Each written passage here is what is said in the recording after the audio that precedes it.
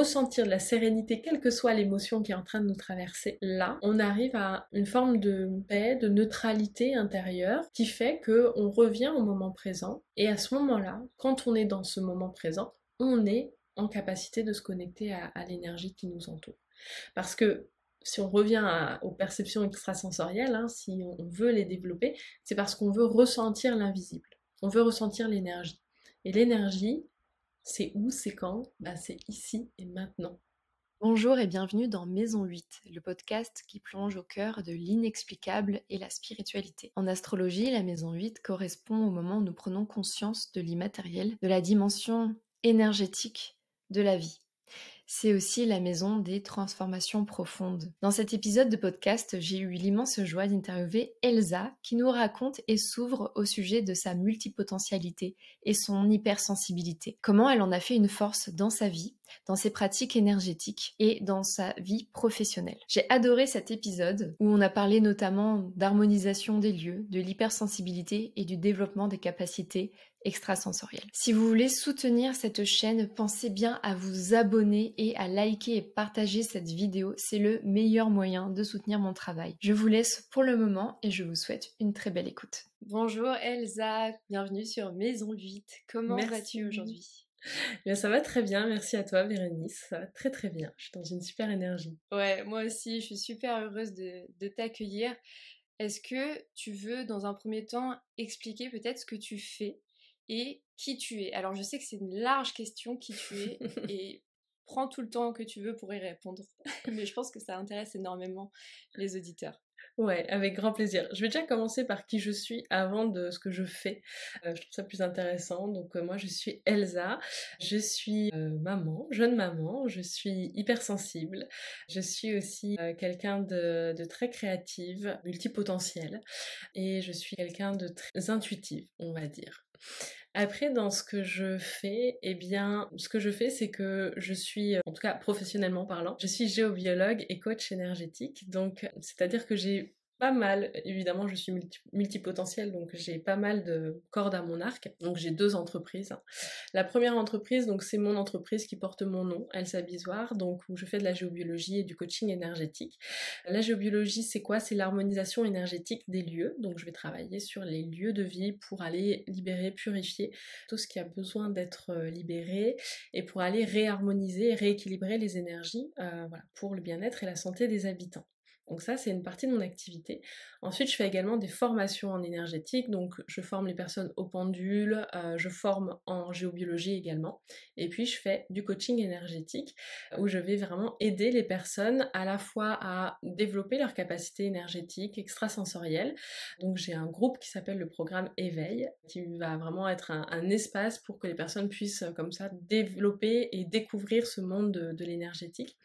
Et puis je te propose également des coachings individuels où là je vais mêler toute ma boîte à outils pour aller vraiment transformer sa vie en profondeur. Donc voilà, je travaille avec l'hypnose, je travaille avec des soins énergétiques, je travaille avec du coaching pur et dur.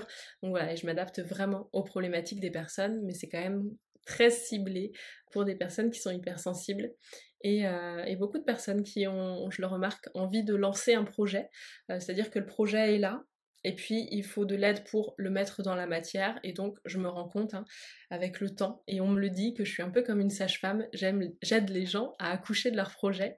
Donc, voilà ce que je fais en coaching. Donc ça, c'est pour ma première entreprise. Ma deuxième entreprise s'appelle My Journey. C'est une entreprise que j'ai cofondée avec mon conjoint, qui est un autre monde, puisque c'est le monde du développement web, où on a développé une application, une interface web pour les coachs, les thérapeutes, les accompagnants du bien-être, en fait, pour faciliter le suivi et l'accompagnement de leurs clients et regrouper en fait toutes les multitudes d'outils qu'on a quand on est accompagnant en ligne.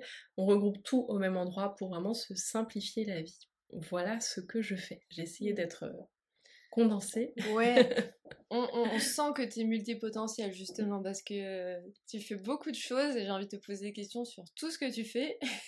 Mais aujourd'hui, on va peut-être se concentrer sur un sujet parce que sinon le podcast ferait 3 heures. Mais sinon, tu reviendras, écoute.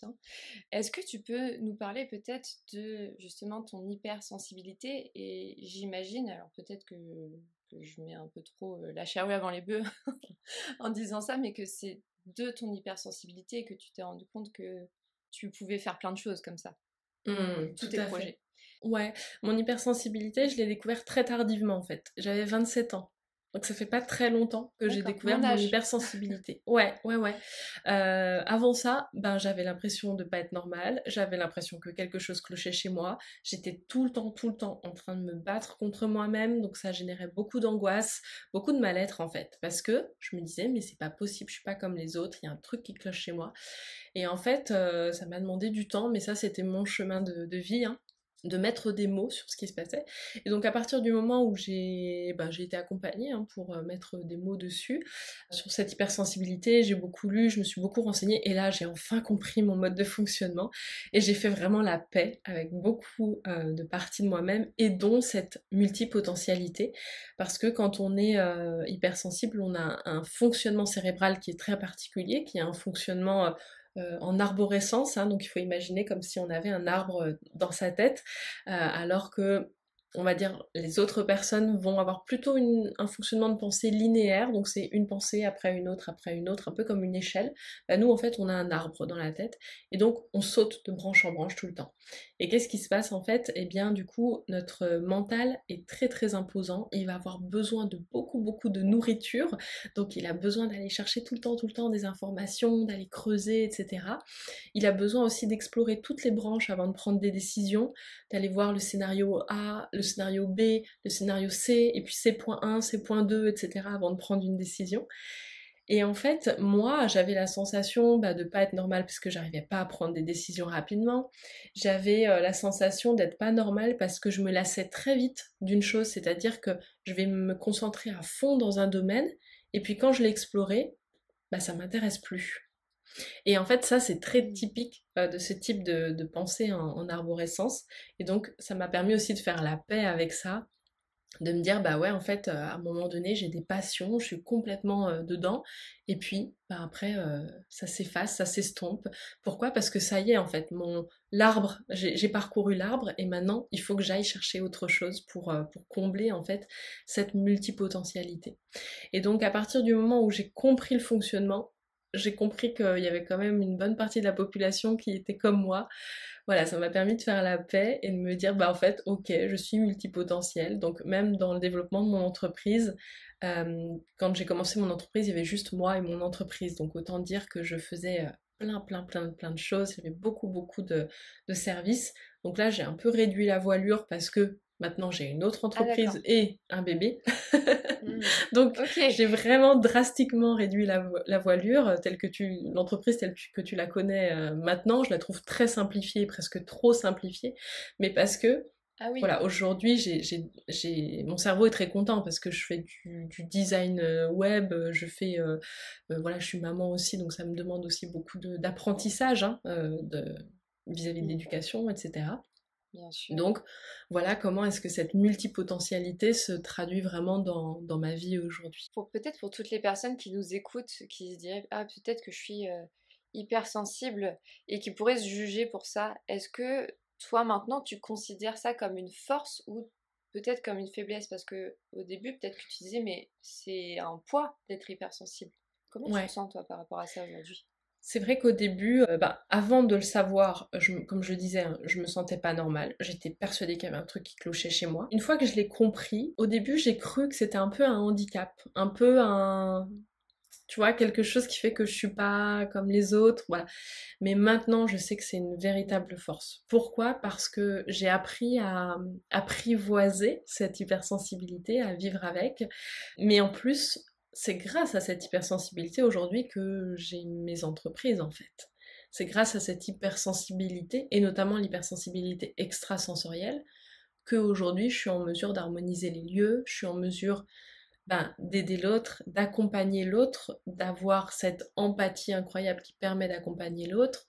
C'est cette hypersensibilité extrasensorielle qui me permet de me relier, d'être guidée en fait. Quand je fais des coachings individuels, c'est vraiment de la guidance en fait. Hein. Alors évidemment, il y a tout le bagage vraiment pratico-pratique et concret du coaching, de l'accompagnement de l'humain, mais à côté de ça, il y a une grande fibre aussi subtile.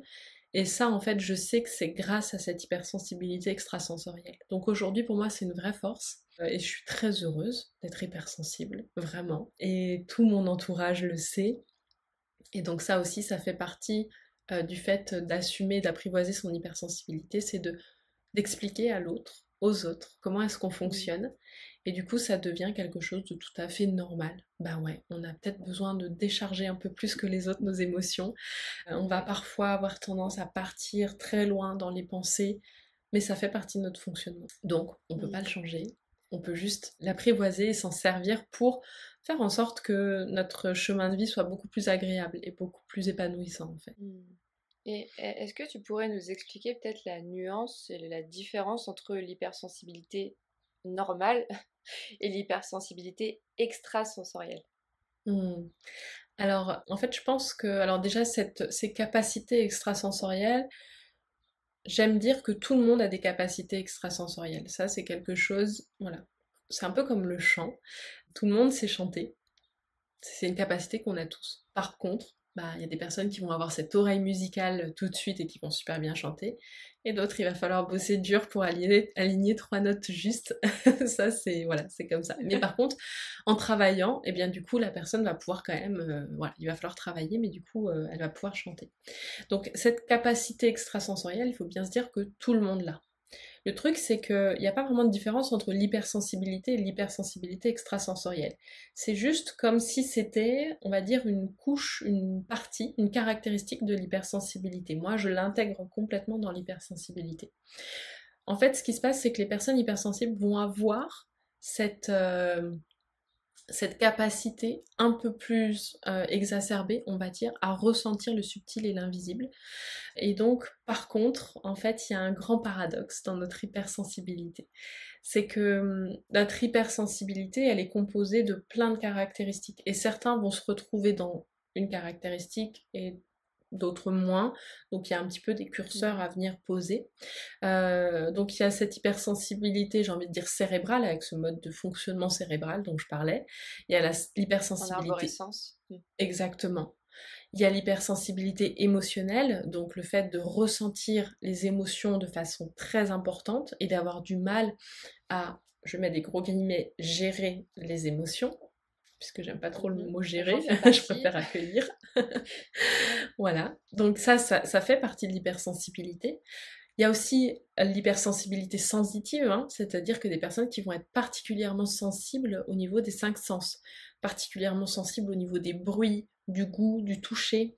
Moi, je sais que les bruits, ils peuvent très vite m'agacer, en fait, une musique trop forte, c'est trop pour moi, en fait. Donc j'ai besoin de beaucoup de silence, par exemple. Et donc la dernière caractéristique parmi tout ça, eh bien, c'est cette hypersensibilité extrasensorielle.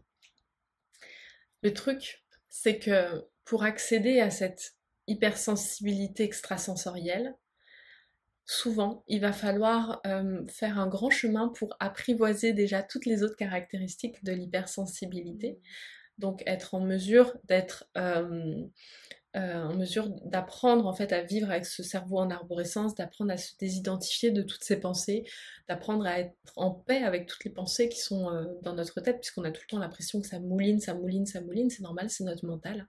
Donc lâcher un peu le mental pour revenir dans le cœur, dans le corps, dans le moment présent.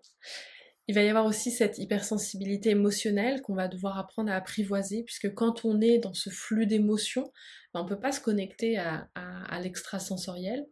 Et donc tout ça, il va falloir apprendre à l'apprivoiser pour revenir en fait dans le moment présent, revenir dans un état de réceptivité qui lui va nous permettre du coup d'accéder justement au subtil, à l'énergétique, à ce champ d'énergie invisible qui nous entoure et qui en fait est à notre portée.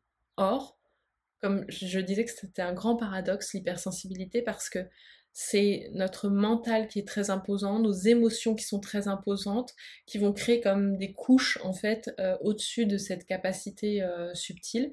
Et donc il va falloir apprendre un petit peu à apprivoiser, à se libérer de ces couches-là pour pouvoir ensuite aller accéder à cette extrasensorialité. Donc c'est paradoxal parce que quelqu'un donc qui n'est pas hypersensible n'a pas toutes ces couches de mental, d'émotion, mais il les aura, mais à facilité. En fait, il aura ces couches-là, mais d'une façon beaucoup moins exacerbée, puisque Tout le monde a cette Mmh. capacité de penser, tout le monde a cette Oui, capacité de ressentir les émotions, donc il les aura, mais il les aura beaucoup moins exacerbées. Donc, s'il veut développer ses capacités énergétiques, ça peut être plus évident, plus facile, mais c'est vrai que la personne qui va être hypersensible, elle va avoir des capacités qui vont être souvent un peu plus exacerbées, plus comme le forte. reste, hein. Plus Mmh. fortes, ouais, c'est ça. Attention, ça veut pas dire que si on n'est Oui. pas hypersensible, on ne peut pas développer ses capacités, hein. Bien sûr, tout le monde peut le faire comme tu le Ouais, disais. ouais, ouais. Et justement, est-ce que tu pourrais donner des conseils peut-être aux personnes qui nous écoutent pour calmer la tempête Mmh. mentale, émotionnelle? Qu'est-ce que concrètement on peut faire pour apprivoiser ses émotions, mieux vivre ses émotions, pour justement accéder au monde du subtil, à l'invisible? Ouais. Alors, en rigolant, j'ai envie de dire, bah, venez dans le programme éveil, puisque c'est vraiment tout ce qu'on fait. Mais évidemment, je vais vous donner des conseils. Alors déjà, d'un point de vue du mental, l'idée, c'est d'aller être en mesure de... Alors, je sais que c'est très facile à dire, mais c'est quelque chose qui s'apprend. C'est comme une gymnastique du cerveau qui s'apprend.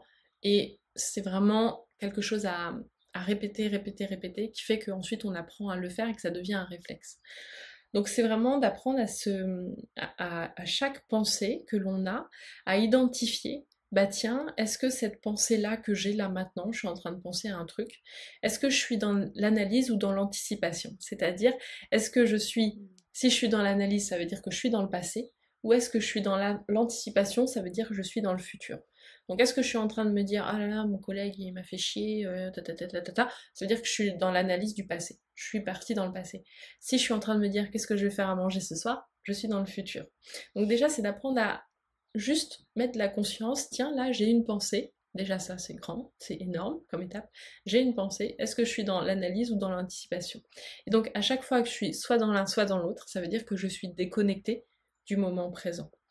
Donc c'est un petit peu cet exercice de dire, tiens, bah, dès que j'ai une pensée comme ça, je peux imaginer comme si j'avais cette pensée, c'était un ballon de baudruche avec une petite ficelle et je pouvais couper la ficelle et du coup, je laisse la pensée Mmh. partir. Ça peut être une petite visualisation qui peut être très bien.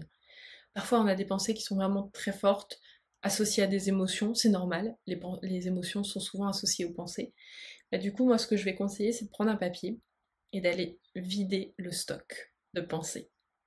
Donc, à Mmh. quoi ça sert ça? Ça veut dire que je vais écrire ce que je suis en train de me raconter, tout ce que je suis en train de me dire à propos de moi, à propos de mon entourage, à propos de tout ce qui est en train d'être trop pesant en fait dans mon mental, je vais aller écrire pour décharger mes pensées. Ça va avoir vraiment comme bénéfice de décharger le mental, mais surtout de reconnaître la pensée, de reconnaître ce que je suis en train de me raconter.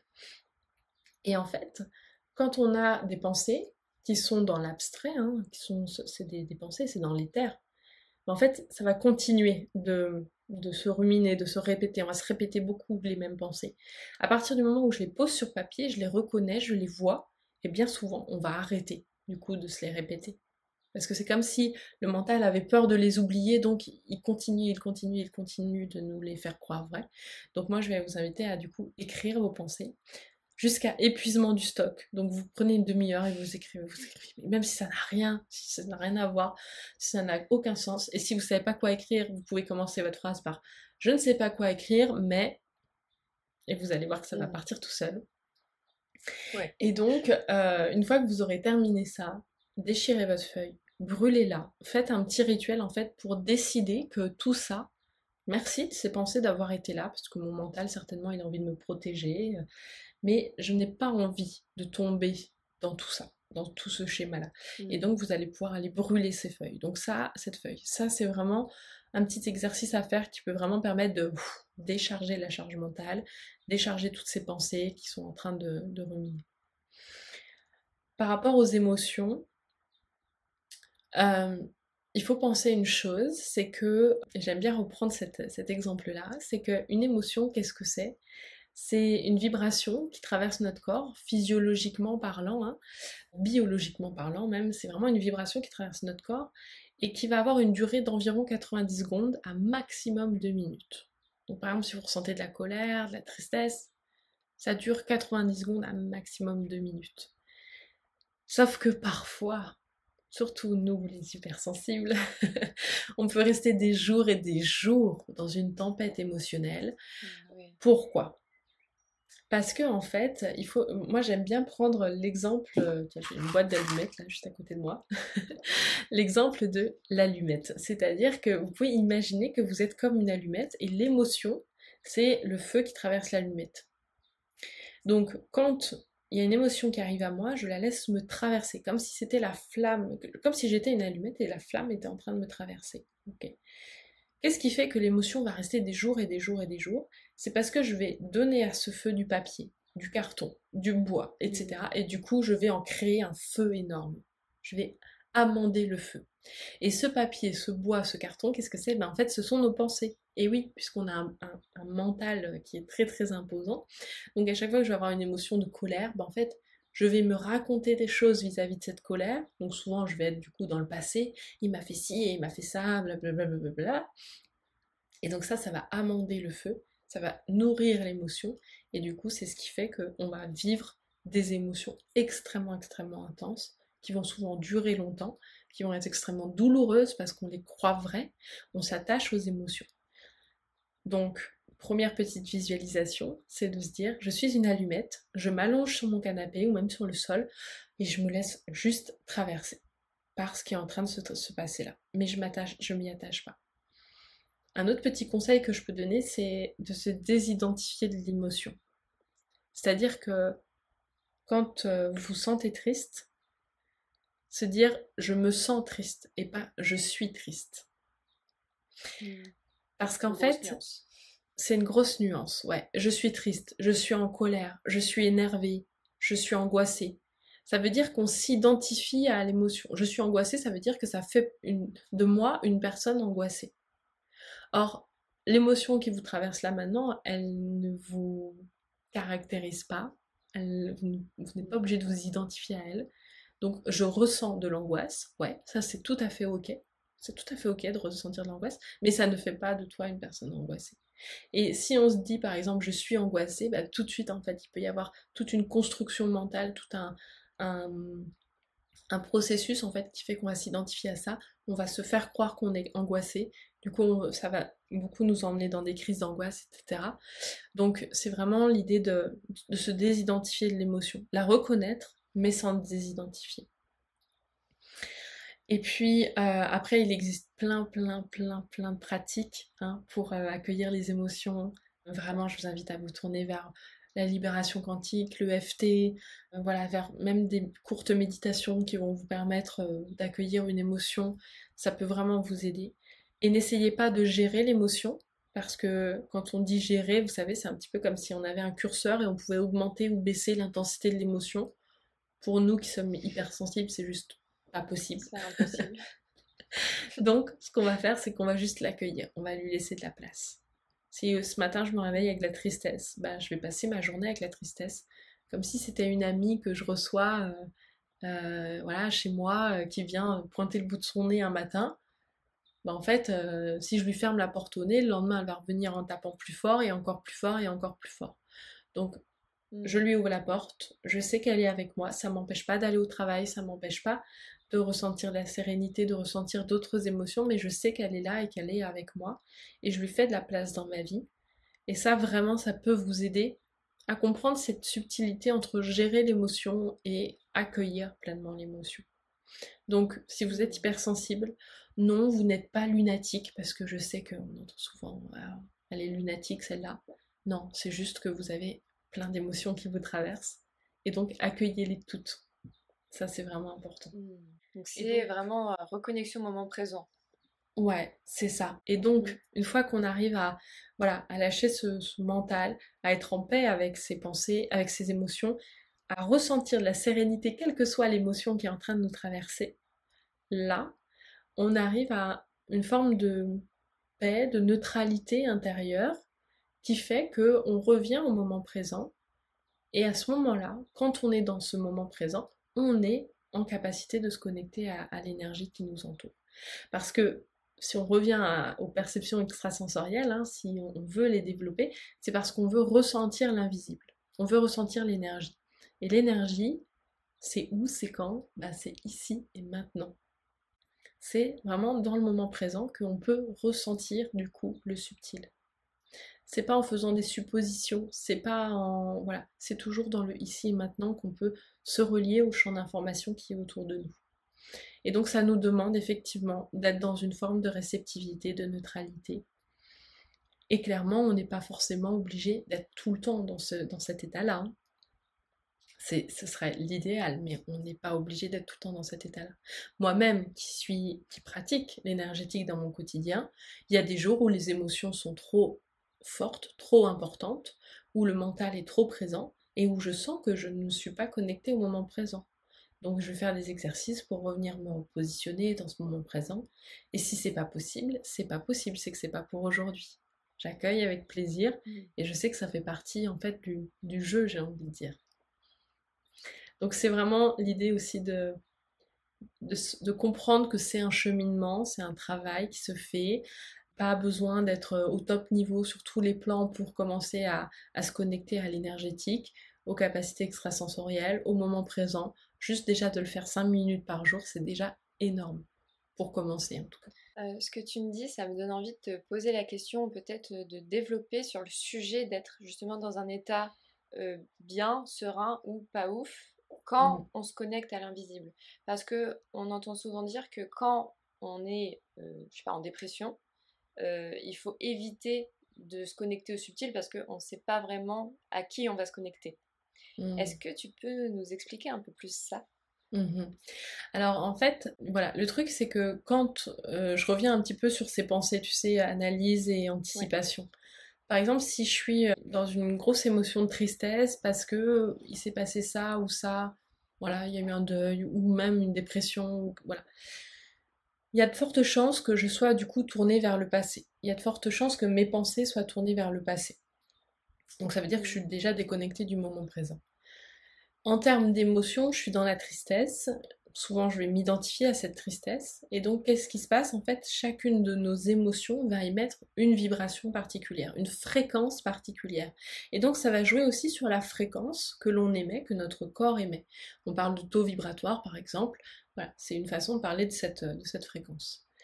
Et donc, quand je suis dans cette énergie de tristesse, dans cette émotion de tristesse, tournée vers le passé, dans la rumination, etc., il y a de fortes chances que je sois dans une fréquence assez basse, et si en plus je suis en train de me juger parce que je suis en train de ressentir de la tristesse, tu vois, je rajoute une couche à cette fréquence basse. Quand je vais vouloir me connecter du coup à ce champ informationnel, à ce champ d'énergie, on peut l'appeler comme on veut, hein, la source, le champ quantique, le champ informationnel, peu importe. Le nom que l'on donne, hein, c'est vraiment une question de sémantique. Dieu, si on veut. Dieu, exactement. Quand je vais me connecter à cette énergie-là, bah, je vais me connecter avec cette fréquence-là. Donc il y a de fortes chances que j'envoie, en fait, il faut s'imaginer que notre corps, c'est une antenne radio, hein, dans l'univers. Donc j'envoie la fréquence du coup, une basse fréquence dans l'univers. Il y a de fortes chances que du coup, soit effectivement je vais me connecter à des énergies qui peuvent être de basse fréquence, ou alors, si par exemple je veux être dans un processus de manifestation, donc manifestation ça veut dire attirer à soi des opportunités qui nous permettent de créer des projets, mais il y a de fortes chances qu'en fait je reçoive des opportunités, des situations qui soient sur cette vibration-là. Et donc du coup ça nous emmène dans un cercle vicieux, hein, j'en parlais dans le programme éveil en disant un caca vibratoire, parce que c'est vraiment ça. Parce que du coup, ben, pour en sortir, c'est voilà, c'est pas hyper facile. Alors, bien sûr, on peut en sortir, hein, mais on est comme ça en train d'émettre une vibration basse, et du coup, on est une antenne radio, donc on reçoit aussi, hein. Et donc, on reçoit aussi des situations de basse vibration. Donc ça, c'est la première chose qui me vient par rapport à ta question. Donc d'où l'importance de revenir dans le moment présent. Et du coup, vous pouvez tout à fait vous connecter au champ d'énergie en ressentant de la tristesse. Attention, c'est la petite subtilité. C'est juste, qu'est-ce que vous êtes en train de ressentir vis-à-vis du fait que vous êtes en train de ressentir de la tristesse? Si je suis triste et que je suis en train de me juger pour ça, bah tout de suite la fréquence est très basse. Si aujourd'hui je me sens triste, mais qu'en fait je sais que c'est ma petite fille intérieure qui est blessée et je vais lui envoyer beaucoup d'amour. Je vais être vraiment dans cette émotion d'amour en fait, de lui apporter toute l'énergie dont elle a besoin, de guérison. Et tout de suite, quand je me connecte à ça, moi je sens que tout de suite ma fréquence augmente en fait. Bah là, je vais pouvoir me connecter à ce champ d'information, mais du coup en émettant une toute autre vibration. Autre chose aussi que je voudrais dire par rapport à ça, c'est que en fait, on est constamment connecté, on est une antenne radio, on est constamment connecté à ce champ d'information. On s'en rend pas compte. Donc, on s'en rend pas compte, c'est ça. Donc, plus vous allez vous apporter de l'amour, plus vous allez ressentir la sérénité, même quand vous ressentez des émotions inconfortables, plus vous vous apportez de l'amour aux parties de vous qui sont blessées, plus, en fait, vous le savez pas, mais vous êtes en train d'envoyer, en termes de fréquence dans l'univers, dans ce champ d'information, une fréquence extrêmement haute, et du coup, ça va vous permettre ensuite, par la suite, eh bien, certainement, d'attirer des opportunités qui vont être quand même très très positives. Donc ça, c'est vraiment pour répondre à ta question. Et je réponds aux questions vraiment de façon très hachée, entre guillemets, parce que ça me fait penser à plusieurs choses. Et totalement. Ouais. Dernière chose, c'est, tu sais, par rapport au fait de vraiment prendre cette décision de, par exemple, se connecter à sa guidance, de se connecter à son âme quand on va pas bien. Bah ça, en fait, on peut le faire, mais ça demande avant de le faire, effectivement, de venir se connecter à quelque chose, de penser par exemple à quelque chose qui nous met dans un état d'amour, de lumière absolue, et qui va faire que tout de suite on va se mettre dans cette énergie d'amour. Et une fois qu'on aura fait ça, alors on va pouvoir du coup aller recevoir les messages de sa guidance, de son âme. Et donc ça, c'est par exemple un protocole que j'apprends notamment dans le programme Éveil pour aller se connecter à son âme et à sa guidance. Mais c'est pas parce que vous êtes en dépression que vous ne devez pas le faire. C'est juste que on va mettre en place des petites astuces, des petits moyens qui vont nous permettre d'abord d'aller se reconnecter à cette énergie d'amour pour ensuite aller se connecter du coup à son âme, à sa guidance et aller justement recevoir des informations qui pourront nous être très utiles en fait, justement quand on est dans ces moments un peu inconfortables, un peu difficiles. Est-ce que tu saurais expliquer comment on reçoit les informations? Peut-être que ma question est un peu trop large, mais du subtil. Comment se rendre compte que ce qu'on reçoit, c'est le subtil ou c'est une fabrication mentale et en fait, on se trouve en train de devenir fou? C'est une super question. Comment savoir ça? Ouais, c'est une super question. Alors, déjà, les formes de réception, elles peuvent être très différentes. Certaines personnes vont être clairaudients, donc c'est-à-dire qu'ils vont entendre des messages. D'autres personnes vont être clairvoyants, donc ils vont voir des choses. Et d'autres personnes vont être clairsentients, donc ils vont ressentir, ça va passer par le corps. En fait, il faut s'imaginer qu'on baigne constamment dans un champ d'information qui nous entoure. Donc là, je suis assise, il y a mon bureau, ma chaise, voilà, je suis dans une maison. Donc tout ça, c'est de la matière. Ça, je le vois, je peux le toucher, c'est palpable. Mais entre cette matière circule constamment une énergie qu'on appelle l'énergie universelle. Comme je disais, on peut lui donner le nom qu'on veut. Dans cette énergie qui circule entre nous, eh bien, il y a des informations qui circulent. Et donc, quand on dit développer ses capacités extrasensorielles, ça veut dire développer cette capacité à capter les énergies, l'invisible, les informations qui sont dans du coup cette énergie universelle. Et donc, on va pouvoir la recevoir du coup en clairvoyance, en clairaudience ou en clairsentience. Donc ça, c'est les formes de réception. Et comment on fait pour savoir si du coup c'est de l'énergie ou si c'est nous, si c'est le mental? Alors moi du coup, par exemple dans le programme éveil, j'apprends déjà à aller apprendre à se connecter à son âme. Donc son âme, c'est vraiment la partie de nous qui est la plus connectée à ce champ d'information. Et on le sent tout de suite. Dès qu'on se sent connecté à son âme, en fait on le ressent. C'est une autre vibration, une autre fréquence. On ressent tout de suite souvent une forme d'apaisement. Il y a quelque chose qui fait comme si on se sentait un peu plus grand, si on se connectait à quelque chose qui était plus grand que notre corps. Et donc, quand on est connecté à ça, les informations qui vont nous venir, elles vont être hyper rapides. La fréquence, en fait, le rythme par lequel on reçoit les informations est très très rapide. Et donc ça déjà c'est un signe. Parce que j'avais par exemple une personne qui me disait mais je suis impressionnée, parce que du coup je lui apprenais à se connecter par exemple à sa guidance. Je suis impressionnée, c'est un discours, j'ai même pas le temps de poser les questions, les réponses arrivent déjà. Ça c'est typique des informations subtiles, c'est que les informations arrivent très très rapidement. Notre mental, lui, il n'aurait pas la capacité d'imaginer suffisamment rapidement en fait. Par exemple, quand je te dis là tout de suite, bah tiens, imagine-moi, raconte-moi une histoire inventée, tu vois, il faut réfléchir, voilà. Ça, c'est notre mental. Et en fait, quand on a les informations comme ça, boum, boum, boum, boum, boum, qui arrivent très très vite, ça, c'est des informations subtiles. Donc ça, c'est déjà un signe. Deuxième signe, c'est, alors ça, c'est avec l'apprentissage hein, qu'on apprend, mais c'est la fréquence. Sous-entendu, le mental, on sent que c'est quelque chose d'un peu lourd, des pensées un peu lourdes, alors que toutes ces informations subtiles, c'est beaucoup plus léger, c'est beaucoup plus aérien. Et ça, c'est très subtil, la façon dont je l'explique. Donc il faut l'expérimenter. Et ensuite, c'est clairement avec l'expérience. Avec l'expérience, vous allez savoir si c'est quelque chose que vous inventez ou si c'est quelque chose qui vient à vous, voilà, qui vient du subtil. Et bah, typiquement, moi, en faisant des harmonisations, là, ça fait 3 ans du coup que je fais des harmonisations, bah, clairement, je sais toujours d'où ça vient. Mais parce que c'est avec l'expérience, du coup, qu'on va construire cette capacité à discerner ce qui est de l'ordre de moi, de ma construction mentale, et ce qui est de l'ordre, du coup, de l'information subtile qui nous traverse.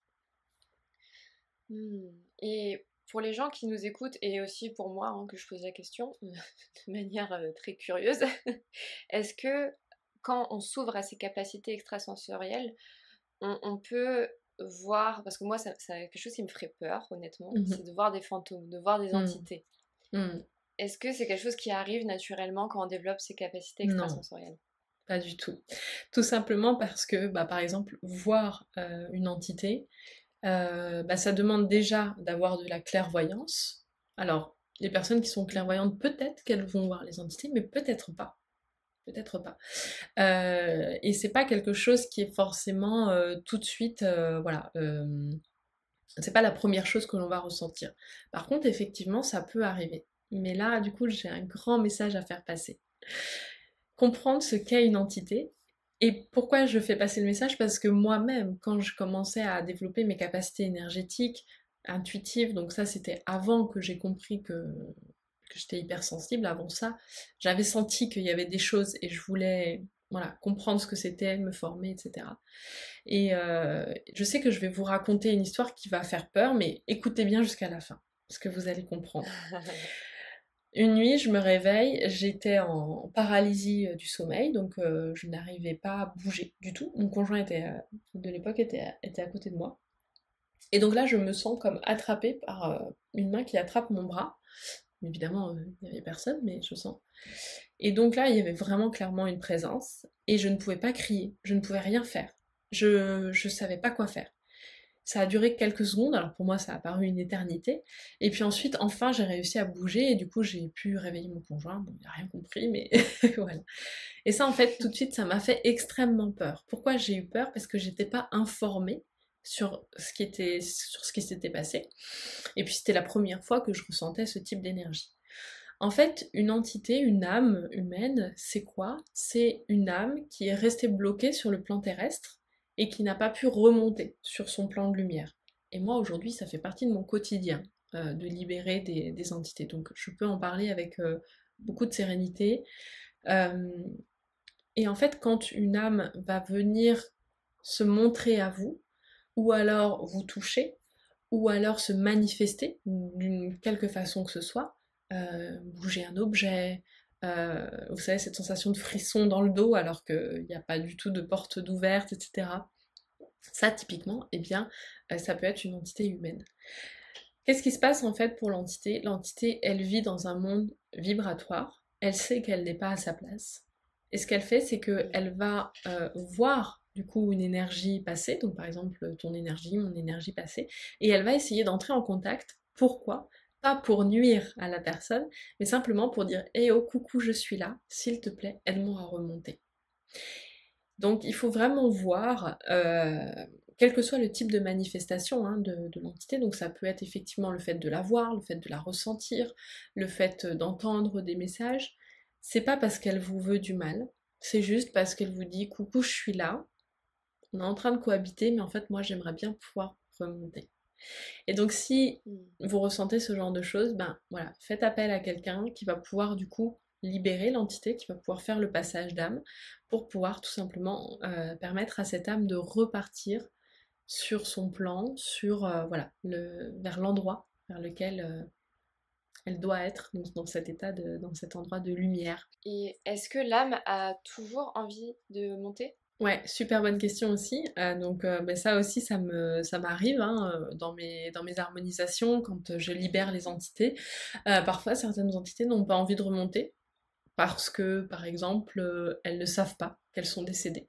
Donc ça, bah, typiquement, parce que moi, je travaille beaucoup sur les lieux, quand par exemple, on a une ancienne propriétaire qui est encore dans le lieu, les nouveaux habitants, ils ont plein de problèmes de travaux, ils se sentent pas chez eux, etc., etc. Et la propriétaire, quand je me connecte à son âme et que je lui propose du coup de remonter sur son plan, bah du coup non. Bah non, j'ai pas envie de remonter, enfin c'est même pas une question en fait, c'est même pas un sujet. Pourquoi? Parce que pour elle, elle est pas décédée, elle est chez elle. Et puis qu'est-ce que font ces gens chez moi, tu vois? Donc il y a vraiment un gros problème de cohabitation. 95% des cas, on va simplement expliquer en fait à cette âme ben, qu'elle est décédée, qu'aujourd'hui c'est plus son plan. On va lui montrer en lui envoyant beaucoup d'amour à quoi pourrait ressembler ce plan, voilà, qu'on peut appeler paradis, qu'on peut appeler comme on veut, hein, mais c'est un plan de lumière. Euh, et donc bien souvent, une fois qu'elle a compris, elle va avoir un message à faire passer aux habitants, comme, je sais pas, par exemple, je dis n'importe quoi, hein, mais c'est un exemple, surtout ne détruisez pas la cheminée, ou prenez soin de ma maison, ou voilà, ne coupez surtout pas le chêne au fond du jardin, voilà, des informations de ce type-là. Et ensuite, du coup, elle va pouvoir remonter. Mais souvent, c'est parce qu'elle n'a pas conscience qu'elle est décédée. Donc oui, ça peut arriver, qu'il y ait des petits blocages, et dans ce cas, on va du coup entrer en communication pour comprendre. Pour l'aider. Et du coup, toi, tu es géobiologue, donc en fait, tu harmonises les lieux, tu permets à des entités qui sont dans un lieu, donc qui sont chez elles la plupart du temps, à prendre conscience de leur état. Mais est-ce que ça peut arriver aussi qu'il y ait des entités qui s'accrochent à des êtres humains? Bien sûr, ouais, bien sûr. Personnes. Ça aussi, ça fait partie de mon quotidien aussi. Bien sûr, bien sûr, parce que si justement, ben, on se protège pas énergétiquement, en fait, une entité va avoir besoin d'énergie pour se nourrir. Alors là, on parle d'entités, mais dans les entités, il y a plein de sortes d'entités, hein. Là, je parle des âmes humaines. Les âmes, les entités vont avoir besoin d'énergie pour se nourrir. Donc effectivement, elles vont pouvoir s'installer dans des lieux. D'ailleurs, juste pour revenir sur ta phrase, une entité qui est dans un lieu, c'est pas forcément une personne qui a vécu dans le lieu. Ça peut aussi être justement, par exemple, une entité qui était sur quelqu'un. Ce quelqu'un a été invité dans un lieu, chez des amis, et puis l'entité va aimer l'énergie du lieu, donc elle va rester dans le lieu, par exemple. Mais à la base, elle n'a rien à voir avec le lieu. Donc ça aussi, ça peut arriver. Une personne peut laisser des entités chez une autre personne. Parce que le lieu est bas en vibration, parce que voilà, il y a une raison. Mais effectivement, une entité peut venir sur une personne. Et dans ce cas-là, bah, c'est pareil, on va faire la libération d'entité, on va libérer la personne. Donc une entité, elle peut être en lien avec effectivement des lieux un peu chargés dans lesquels on va, et du coup, ils viennent s'accrocher à nous. En général, on le ressent, hein. On va ressentir une forte fatigue, on va avoir un comportement un petit peu différent en fait. Et donc là, c'est vraiment pour chaque personne, c'est très différent. Moi, je suis géobiologue, donc ça fait partie de mon quotidien. Parfois, je fais des harmonisations, même si je me suis protégée, etc. Ben, il y en a une qui va venir vers moi parce qu'elle n'a pas réussi à passer au moment de la libération, parce qu'il y en avait plusieurs ou autres raisons. Bah, du coup, elle va venir sur moi, mais moi, tout de suite, je le sens. C'est quelque chose de... Voilà. Et comment je le sens? Moi, mon système d'alerte, j'ai la sensation de voir flou, en fait. J'ai vraiment la sensation d'avoir un voile flou sur les yeux. Et quand c'est ça, bah, je sais que je vais devoir faire une petite libération pour moi. Mais qu'est-ce qui s'est passé? C'est pas que l'entité m'a voulu du mal, c'est juste que au moment du passage, hop, bah, elle est venue s'attacher à moi, Et puis du coup, je fais la libération différemment. Mais c'est tout à fait possible, ouais. Ça arrive.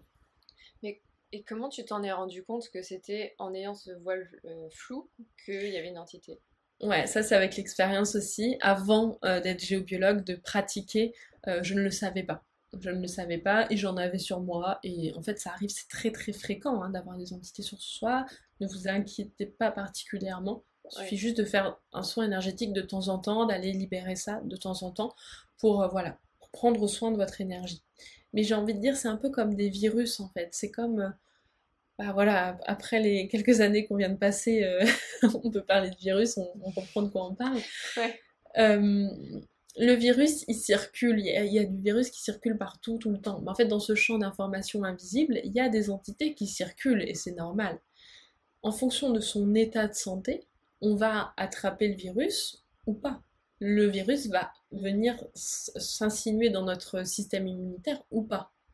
Donc si on a et les entités c'est pareil, si on a un bon état de santé vibratoire, énergétique, il y a peu de raisons que les entités viennent sur nous. Ou alors, elles peuvent venir parce qu'elles savent que vous avez la capacité de les faire remonter. Moi, si elles viennent vers moi, c'est parce qu'elles savent que... Et ils me voient passer et disent, tiens, elle va pouvoir m'aider, et donc, hop, ils viennent vers moi. C'est comme un Mais phare. c'est ça, c'est ça. Donc voilà, soit c'est parce que vous avez une vibration basse, vous n'êtes pas en très bonne santé, entre guillemets, énergétique. Alors je vais pas parler de santé, c'est pas la santé physique, c'est vraiment la vibration énergétique, et du coup ils vont venir s'accrocher à vous. Soit effectivement c'est parce que vous avez une plutôt belle vibration, et ils se disent tiens, elle, elle va peut-être pouvoir m'aider. Donc soit effectivement vous allez pouvoir l'aider, effectivement, ou alors vous connaissez quelqu'un qui va pouvoir l'aider. Voilà un petit peu comment ça peut se passer. Donc, il y a des personnes qui vont sentir une pointe dans le dos, il y a vraiment les ressentis physiques vont être très différents, d'autres ça va être une fatigue, ça dépend vraiment de chaque personne.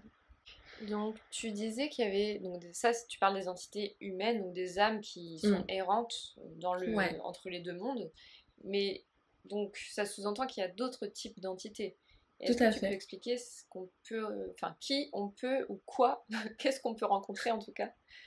Oui, oui, avec plaisir. C'est bien, du coup, ça se transforme en petits cours de géobiologie. Alors, la géobiologie, c'est pas que les entités, mais ça Ouais. fait partie de, voilà, de la pratique. Oui, oui, il existe plein d'autres C'est entités. Donc, il y a des, passionnant. ouais, il y a des entités animales, donc tout simplement un animal décédé qui n'est pas remonté sur son plan. Et puis ensuite, on va avoir d'autres types d'entités qui vont être plutôt des entités bases astrales. Donc c'est un petit peu comme si la place des âmes humaines, des entités animales, on est plutôt vers un plan de lumière. Et on a d'autres types d'entités dont leur place est plutôt dans le bas astral, donc plutôt vers un plan terrestre en fait, au centre de la Terre. Et donc ces entités-là, elles vont être de type entité parasite, donc on appelle ça des miasmes, larves parasites, donc c'est comme des... Alors c'est pas très ragoûtant, mais comme des vers, des larves qui viennent se poser sur notre énergie et qui vont se nourrir de cette énergie. Voilà, et d'autres types d'entités du bas astral. Donc ça, c'est aussi un groupe d'entités qu'on peut retrouver. Et puis il y a aussi, alors moi je le classe parmi les entités, mais voilà, après chacun fait comme il veut. Il y a aussi tout ce qui est projection de pensée. Moi je parle de ça comme étant des entités dans le sens où c'est vraiment une personne qui est dépressive justement, qui vit chez lui, qui passe ses journées assis sur un fauteuil à ressasser des pensées négatives, voilà, des émotions négatives. Ça va générer en fait un amas d'énergie qui va être très négatif, qu'on appelle une projection de pensée négative. Et donc Un ça, brouillard. exactement, un brouillard, tu vois, comme dans les dessins animés, un petit nuage noir là qui reste au niveau du Mm. fauteuil, bah ça typiquement c'est aussi ce qu'on appelle une entité. Les égrégores négatifs aussi, je les classe dans les entités. Donc voilà, il y a vraiment un panel d'entités assez important, mais c'est vrai que quand même celui qu'on retrouve le plus souvent, en tout cas dans les lieux, ce sont les âmes humaines. Et donc, bah, pour revenir au sujet du podcast sur l'hypersensibilité, je pense aux personnes qui nous écoutent et qui peuvent se dire, tiens, je suis hypersensible, mais j'ai envie de développer mes capacités extrasensorielles. Mhm. Pourquoi pas avec le programme Éveil, qui est, soit dit en passant, exceptionnel parce que je suis dedans, donc je vous le recommande. Mais ça peut faire peur, là, ce Oui, qu'on vient de bien sûr. dénoncer sur Mm. la géobiologie. Et donc, on peut se dire, bah, déjà que je suis hypersensible et que dans la réalité 3D et le matériel, ça fait déjà beaucoup. Alors si en plus je vais me connecter au monde subtil et je me connecte à des choses qui peuvent être effrayantes, comment je vais m'en sortir? Ouais. Est-ce que tu Alors, as un je vous message peut-être rassure. à nous faire passer? Ouais, je vous rassure là, ce qu'on voit, les entités, puisque la discussion est partie sur ce sujet, on va clairement pas commencer par ça, et ça, c'est le genre de choses que j'apprends en transmission géobiologie, donc vraiment si vous voulez Oui. apprendre la géobiologie.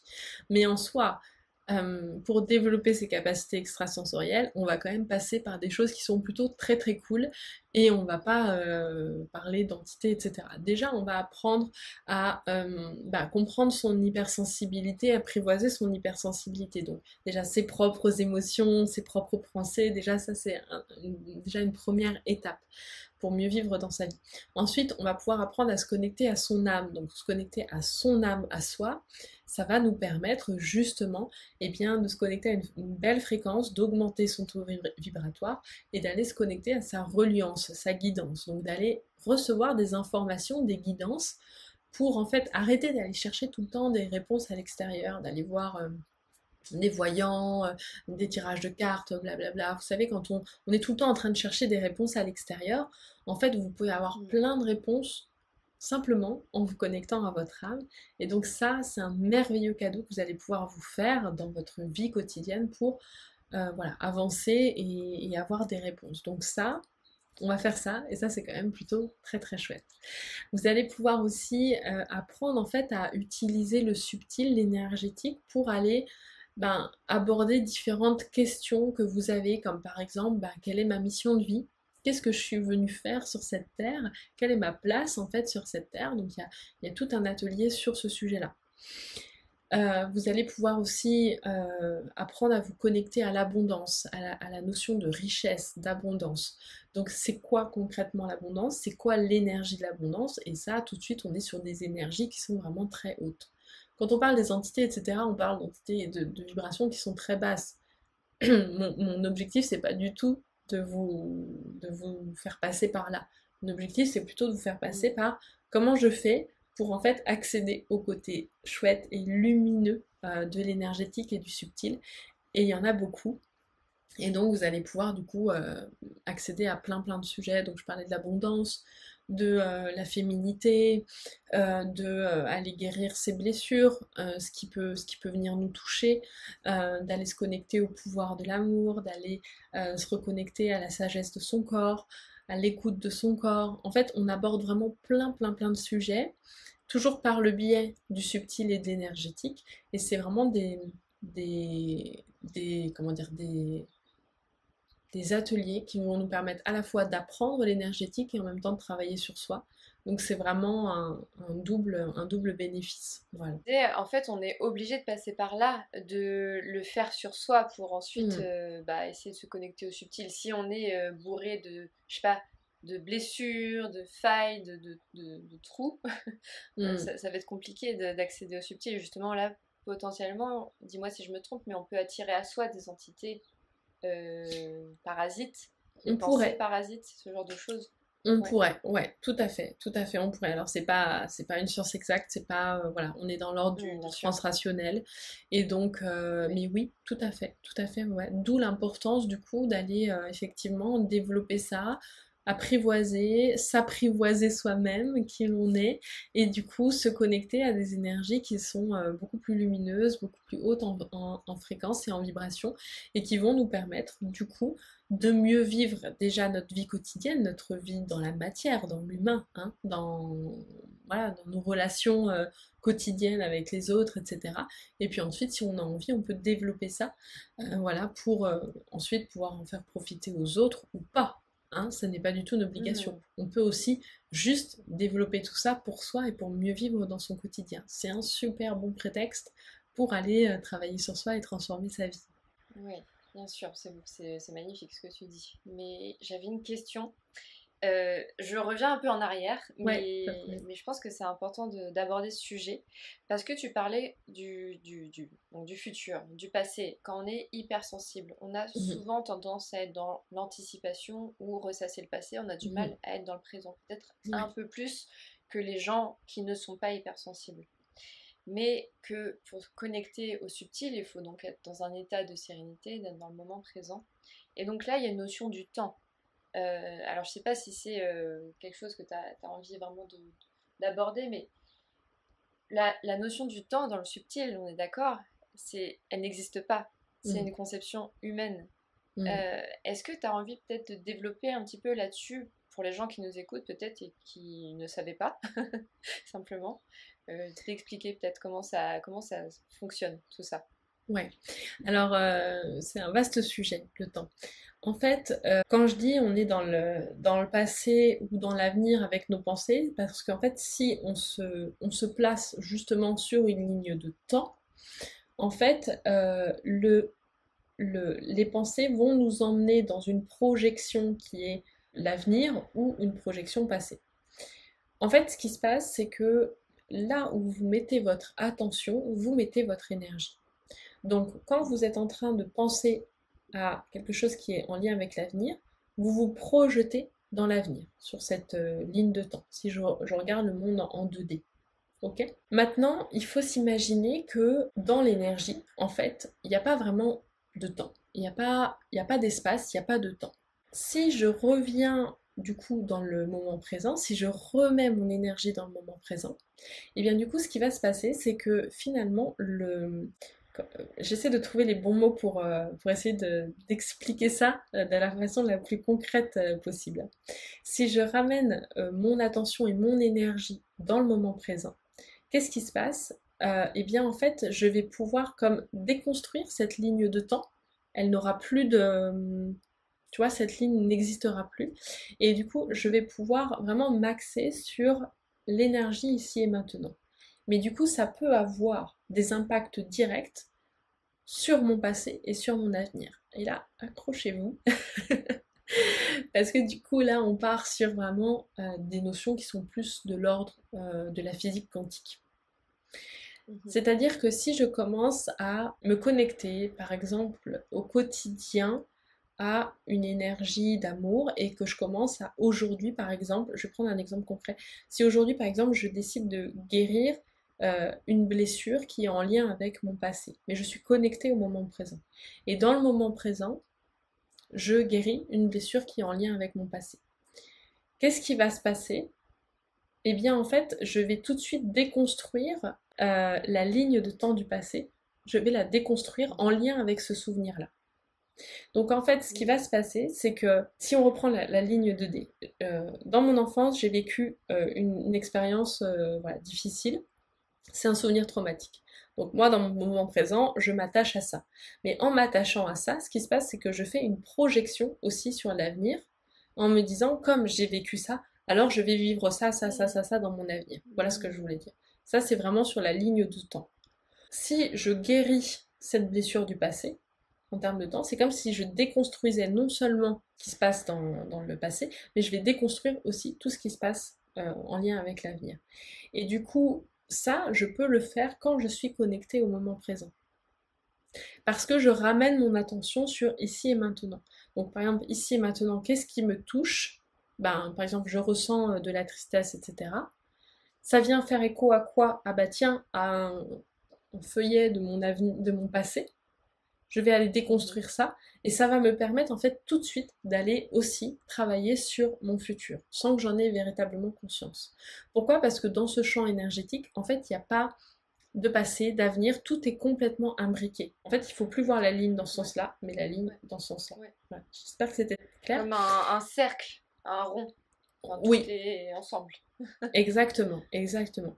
Et en fait, ce qui peut nous permettre d'agir directement sur notre avenir, mais en sachant qu'il n'y a plus vraiment de passé et de futur, mais en fait c'est la fréquence que l'on émet. Donc c'est un petit peu, tu vois, où est-ce que, si on parle de ce rond là qui est imbriqué, en termes, tu vois, si j'avais une ligne là avec des fréquences, où est-ce que je le situe? Est-ce que je suis là? Est-ce que mon rond est là? Etc. Et en fait, je peux vraiment agir directement sur mon futur en étant connecté aujourd'hui à la fréquence, à l'énergie, à l'émotion que je veux ressentir du coup dans mon futur. Et là tout de suite, ben justement, tout ce champ d'information qui me constitue, il va monter en vibration et du coup ça va me permettre d'accéder beaucoup plus facilement à un avenir voilà, que je souhaite, que je veux manifester dans ma vie. C'était assez décousu, je sais pas si c'était clair, si ça répond à ta question ou pas. Ouais, si c'est clair. Encore une fois, c'est le moment présent. Et en fait, j'ai l'impression que le moment présent, c'est le socle commun de tout. On a Ouais, besoin d'être dans le moment présent pour tout, mais en fait, ça nous gonfle parce s'épanouir, pour que, être heureux. ouais, ça Mm. nous gonfle parce qu'on en entend tout le temps parler du moment présent et on en a tous à la casquette. Et je comprends. Et dans notre quotidien, en fait, rien ne nous amène au moment présent. Rien. On est tout le temps plein de distractions, Instagram, De euh, stress. voilà, le stress, la journée, les enfants à gérer, blablabla. Bla, bla, bla, bla. Donc il y a plein de choses qui nous déconnectent du moment présent. Et mon propos n'est pas de dire soyez dans le moment présent 24 heures sur 24, 7 jours sur 7. Je sais que ça n'est pas possible. Mm. Alors ça peut l'être si vous êtes moine bouddhiste et que voilà, c'est votre quotidien. Mais dans notre Oui, quotidien, dans notre vie d'humain, moi qui suis entrepreneur, je ne peux pas être 24 heures sur 24 dans le moment présent. Pourquoi? Parce que j'ai des choses à planifier, à anticiper, donc je vais être bah dans oui. le futur, je vais être dans le passé, etc. Par contre, je me prends vraiment tous les matins un temps, pour moi c'est environ une demi-heure, pour venir vraiment me reconnecter dans le moment présent et venir ressentir en fait la fréquence énergétique de cette énergie universelle qui nous entoure pour venir, en fait, comme si cette petite boule là, je venais la réaugmenter, revenir dans le moment présent, donc enlever cette ligne, revenir en forme de boule, comme tu disais, si je reprends la visualisation, et puis je fais en sorte de revenir dans le moment présent et de me reconnecter à l'énergie universelle qui nous entoure pour venir réaugmenter ma fréquence vibratoire. Rien que de faire ça, ça me permet de revenir dans le moment présent. Du coup, j'envoie, tu sais, dans l'antenne radio, j'envoie à l'univers une fréquence particulière et je sais qu'en faisant ça, je vais conditionner en fait le reste de ma journée. Parce que je vais passer le reste de ma journée sur une fréquence particulière. Du coup, je vais être beaucoup plus concentrée, je vais être beaucoup plus, entre guillemets, focus et dans le moment présent au fur et à mesure où je vais faire mes tâches. Donc voilà, c'est vraiment une habitude à avoir. Et tu vas pouvoir exploiter d'autant plus ton côté multipotentiel, en Mm. plus. Enfin, D'autant plus, ouais. et j'avais une question, est-ce que tous les hypersensibles sont multipotentiels? Comme je disais, c'est l'hypersensibilité, on peut se retrouver plutôt dans une caractéristique ou plutôt dans l'autre. Il y a des personnes qui vont être très hypersensibles émotionnellement, par exemple, et qui vont un petit peu moins se Mm. retrouver au niveau du fonctionnement de pensée. Mental. D'autres, au contraire, qui Mm. vont beaucoup se retrouver dans le fonctionnement de pensée, mais pas trop dans l'émotion. D'autres dans dans tous les domaines. Donc ça va vraiment dépendre des personnes. Mais disons qu'on a une aptitude particulière quand même à vivre cette multipotentialité. Donc à se lasser un peu plus Mm. rapidement. Souvent les personnes qui sont dans des travails, tu sais, où c'est très routinier, ils vont très mal le vivre. Ou alors il va falloir avoir plein de hobbies à l'extérieur pour venir combler en fait le besoin du mental. Mais c'est vrai que il y a souvent une aptitude particulière à être multipotentiel. Ça veut pas dire qu'on l'est systématiquement, mais c'est quand même souvent, en grande Mm. majeure partie, le cas. D'où par Oui. exemple Et puis on n'est l'astrologie, tu pas vois, obligé. Oui, je ouais. pense que l'astrologie c'est Dis-moi, vas-y typiquement sur l'astrologie. ouais, je pense que c'est typiquement l'astrologie, c'est typiquement le genre de comment dire de pratique qui nourrit le cerveau d'un multipotentiel, typiquement, parce que c'est tellement complexe, il y a tellement de choses à aller aborder que Oui. typiquement, là, le cerveau en arborescence est trop content. Donc voilà, c'est pour donner un Oui. exemple. Mm. Ah, je trouve ça très drôle ce que tu dis parce qu'en plus, j'ai mon mentor en astrologie qui s'appelle Tristan Valguerie, avec qui j'ai tourné un épisode de podcast d'ailleurs, qui lui m'expliquait pour m'aider dans mon apprentissage de l'astrologie, d'imaginer chaque planète, donc les planètes c'est des consciences, comme un arbre. Donc c'est drôle que tu dises, Mm. pour un mental en arborescence, l'astrologie c'est l'éclate totalement, je Mm. confirme, c'est tellement vaste, c'est tellement complexe.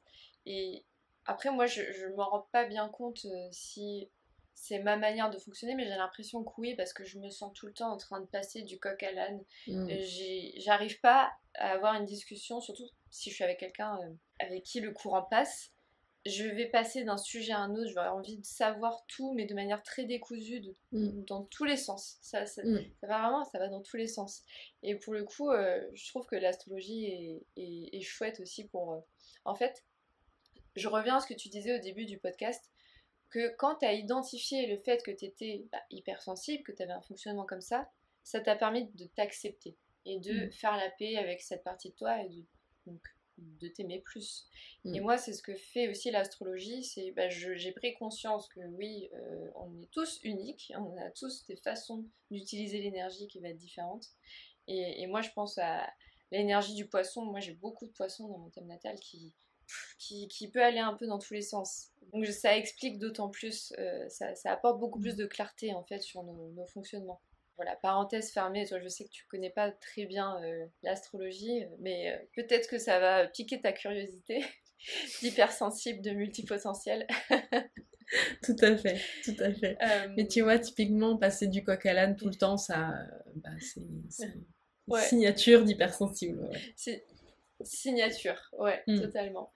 Est-ce que Elsa, tu voudrais nous partager une chose? Tu nous as partagé le fait que tu méditais le matin pendant une demi-heure pour te connecter à cette énergie pour le reste de ta journée. Est-ce que tu peux nous dire qu'est-ce que tu fais au quotidien, ou peut-être pas au quotidien, mais des choses qui vraiment nourrissent ton cœur et qui te font vraiment du bien? Quelles sont tes pratiques? Quelles sont les choses qui vraiment te font vibrer? Ok. Méditer, ça me fait vraiment du bien. Et je vais pas vous le cacher, en devenant jeune maman, j'ai arrêté de méditer pendant 1 an. Et en fait, je l'ai senti. Je l'ai vraiment senti parce que en fait, j'avais plus le temps, je ne me laissais plus le temps. Je ne l'avais plus déterminé comme une priorité. Et là, je l'ai réinstallé dans mon quotidien depuis peut-être 4-6 mois, peut-être à peu près. Et ça, c'est quelque chose vraiment qui me fait énormément de bien. Autre chose qui me fait énormément de bien, c'est jardiner. En fait, d'aller me connecter à la terre. Parce que quand on est connecté constamment à l'énergie, au subtil, on peut très vite un peu vouloir rester dans cette vibration-là qui est quand même très très agréable. Ouais. Très très agréable. Et du coup, venir travailler et jardiner et voilà, être dans mon jardin, ça c'est quelque chose vraiment qui me permet de ramener à la terre, de me reconnecter aussi à mes racines, puisque moi je viens d'une famille d'agriculteurs, de paysans depuis je ne sais combien de générations. Et donc c'est vraiment quelque chose qui me permet de revenir dans la matière, revenir dans le concret, dans le présent aussi. C'est un côté très très méditatif. Donc ça c'est quelque chose que j'aime beaucoup faire. Une autre pratique que je fais beaucoup, c'est justement d'aller décharger mes pensées. Ça, je le fais assez régulièrement. Alors, je le fais pas tous les jours. Il y a un moment de ma vie où vraiment je faisais beaucoup de journaling, donc le fait d'aller écrire, répondre à des questions tous les jours pour venir vraiment poser son intention tous les jours. Ça, quand j'étais au début de mon cheminement, je le faisais beaucoup. Maintenant, j'ai moins besoin de le faire puisque ça y est, la gymnastique mentale est enclenchée, donc j'ai plus besoin d'aller me poser les questions le matin. Mais par contre, ce que je vais faire quand je sens que voilà, le mental commence à bouillonner un peu trop, je vais aller poser sur papier ce que je vous disais du coup tout à l'heure, poser sur papier mes pensées et déchirer ou brûler, faire mes petits rituels. En parlant de rituels, en fait j'adore tout ce qui est rituel. Ça c'est vraiment quelque chose qui est très important pour moi. On en a fait il n'y a pas longtemps, notamment avec Bérénice. Pour l'ITA, tout à fait. Donc ça, c'est vraiment des moments clés pour moi. Donc je vais vraiment m'attacher en fait sur la roue de l'année à célébrer les sabbats, les différentes sabbats. Et donc je vais du coup prendre ce temps de ritualiser en fait un moment. Alors on peut le faire, certains vont faire des rituels toutes les semaines. Vous pouvez aussi en faire tous les 6 mois, tous les ans, voilà, c'est vous qui voyez. La roue de l'année, il y a 8 rituels par an, et je trouve ça chouette en fait pour venir se reconnecter à cette cyclicité de la nature, à ce que, voilà, ce que la saisonnalité vient de nous apporter en énergie. Donc ça, c'est aussi quelque chose que je fais beaucoup. Et puis ensuite, au quotidien, mais parce que ça fait partie de ma pratique, je vais me protéger énergétiquement tous les jours. Je fais voilà, régulièrement des rituels de protection. Aussi des choses pour venir me rebooster en énergie. J'ai repris le sport depuis pas longtemps, puisque forcément après les kilos de grossesse, il y a besoin. Ça aussi, ça me permet de revenir dans la matière, dans le corps. Bah Le oui. corps, en fait, ma connexion au corps, elle est beaucoup plus importante depuis que j'ai vécu une grossesse. Avant, j'étais très très connectée à l'au-delà et peu au corps. Et en fait, là, c'est vraiment quelque chose Mhm. qui revient dans mon quotidien. Donc de passer aussi, de libérer les émotions par le corps, libérer les frustrations, etc. par le corps. Voilà, en danse intuitive, en, en activation Kundalini, etc. Donc ça, c'est vraiment quelque chose qui fait aussi partie de mon quotidien. Enfin, quotidien, en tout cas de ma vie. Pas Mhm. forcément Oui, tous les jours, de mais ta en tout vie. cas, ouais, ça fait partie de ma vie, ouais, tout à fait. Et Elsa, est-ce que tu voudrais terminer ce podcast en disant quelque chose, un mot de la fin, un message que tu as envie de partager à mes auditeurs? Avec plaisir. Ben, j'imagine que les personnes qui vont écouter ce podcast vont être attirées par la notion d'hypersensibilité. Donc j'ai juste envie de vous dire que si jamais vous êtes hypersensible, ne, ne prenez pas ça comme un handicap. Ça peut vraiment devenir une force. Et ça s'apprend. Apprivoiser son hypersensibilité, ça s'apprend. Et c'est un peu comme au début, quand on apprend à conduire, on a besoin d'un moniteur à côté de nous parce que c'est hyper compliqué. On ne sait pas trop comment ça fonctionne, la voiture, les vitesses, le clignotant. Il y a trop de choses à gérer. Plus le monde extérieur. Il y a trop de choses à gérer. Donc on a un moniteur avec soi qui va nous expliquer comment faire, etc. Jusqu'à ce qu'après on soit autonome et qu'on puisse du coup vivre son hypersensibilité de façon voilà, sereine. En fait, j'ai vraiment envie de vous inviter, que ce soit avec moi ou avec une autre personne, à trouver une personne avec qui ça vibre pour vous, avec qui vous vous sentez en confiance, pour apprendre à apprivoiser votre hypersensibilité et en faire une véritable force, parce que vous avez certainement de très belles choses à offrir au monde, et donc certainement votre hypersensibilité va être un magnifique support. Donc ne prenez pas ça comme voilà, quelque chose qui est trop difficile pour vous. Et d'ailleurs, peut-être qu'il y a des personnes qui ne savent pas qu'elles sont hypersensibles, qui vont écouter ce podcast et ça va vous mettre la puce à l'oreille. Donc allez explorer ces thèmes-là. C'est vraiment un sujet, si vous vous reconnaissez dans cette sensibilité particulièrement accrue, allez explorer tout ça parce que ça peut vraiment être une véritable force. Magnifique. Donc, Elsa, on peut te retrouver, je mettrai dans la barre d'infos ton compte Instagram, ton site web, ton programme Éveil, donc dans lequel je suis et bah, moi que j'adore, qui m'aide énormément à vivre tout ça. En plus, des fois, tu fais des méditations. C'est les meilleures méditations que j'ai faites, honnêtement. Je les Merci. adore. Et donc voilà, on peut te retrouver de manière très simple, tu es disponible. Et pensez donc à aller la suivre sur son compte Instagram, à vous abonner à cette chaîne. Et si l'épisode vous a plu, surtout le partager, mettez un commentaire, ça fait toujours plaisir et ça aide la vidéo à se faire connaître. Je te remercie infiniment, Elsa. Merci à Merci toi. pour ton Merci temps. infiniment. C'était super chouette. Merci. À bientôt.